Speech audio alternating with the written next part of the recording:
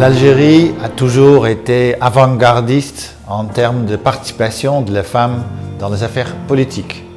Et une loi a été mise en place pour les quotas qui a permis aux femmes de jouer un rôle beaucoup plus important dans les assemblées au niveau de wilaya, au niveau de communes en Algérie. Et le plus d'appuyer un programme de formation de ces femmes élues. La femme peut changer les affaires publiques au niveau local.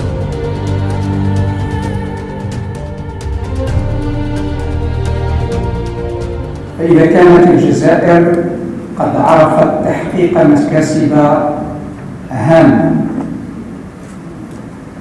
في مجال ترقية المرأة وخاصة في مجالات سياسية واقتصادية واجتماعية أو يميزها إصلاحان هامين في مجال ترقية المرأة وهما الإصلاحان اللذان عرفهما الدستور بمبادرة من قبل فخامة رئيس الجمهورية.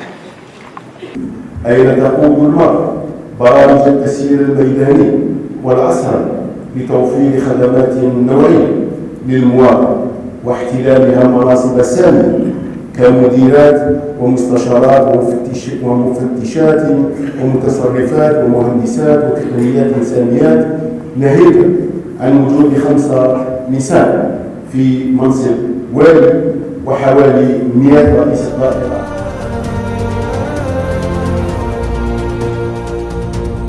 المرأة في المجالس المنتخبة هي دعم للمرأة وللمجتمع ككل. المرأة نصف المجتمع.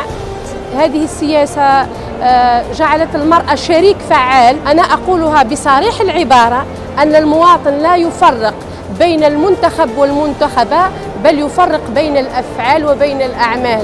ألح على التكوين السياسي للمرأة. المرأة الغير متكونة لا تستطيع أن تعطي. جئت اليوم إلى الجزائر لأشارك برنامج الأمم المتحدة الإنمائي وسائر منظمات الأمم المتحدة في هذا المحفل الهام لمشاركة سياسية للمرأة في الجزائر. دور المرأة في الجزائر يبدأ من أوائل الجزائر من قبل الاستقلال، والآن نعترف بهذا الدور ونقدره، ويشرف لنا كبرنامج الأمم المتحدة الإنمائي أن نكون جنبا إلى جنب مع الجزائر في هذه المسيرة الهامة.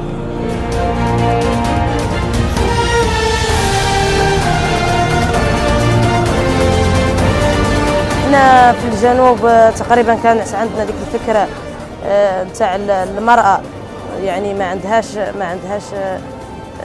مكان في السياسه نوعا ما هي فكره سائده، ولكن عموما فكره المراه غير محبذه. ولكن مع مرور الوقت الحمد لله بالعكس وجدوا انها المراه اكثر ثقه، اكثر قابليه من الرجل.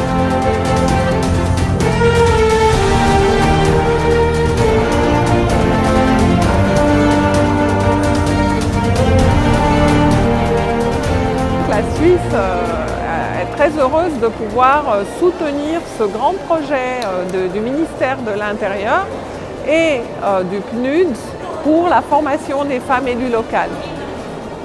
Cette conférence internationale sur la participation politique des femmes peut dire que c'est une formidable occasion d'échanger entre femmes élues algériennes et aussi avec des femmes élues qui viennent d'autres continents.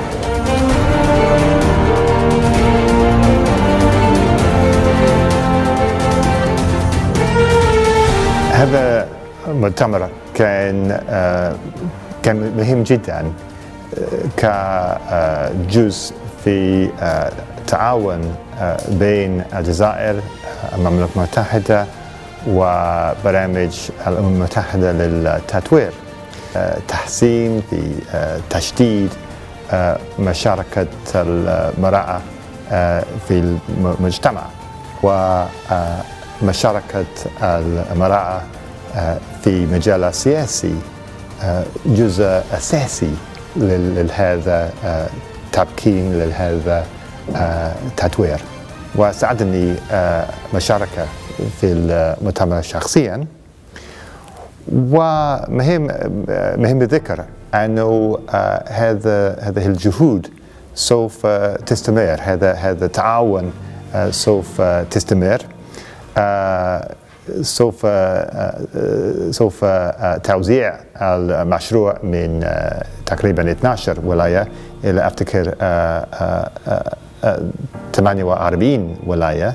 Aujourd'hui, dans la conférence sur la participation politique de la femme, qui a été organisée par le ministère de l'Intérieur des collectivités territoriales avec l'appui du PNUD, pour voir comment la femme peut avoir un rôle effectif dans la gestion des affaires publiques, avec des expériences également au niveau international, qui a rassemblé aujourd'hui 800 femmes qui viennent des 48 wilayas du pays.